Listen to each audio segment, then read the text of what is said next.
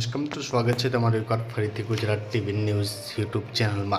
तो मित्रों, अत्याરના સૌથી મોટા સમાચાર સામે આવી રહ્યા છે કે શાળાઓમાં રજાઓ આપવામાં આવી છે। તો કઈ શાળાઓમાં ક્યાં રજા આપવામાં આવી છે તેની સંપૂર્ણ માહિતી જણાવશું। વિડીયોમાં અંત સુધી બન્યા રહેજો।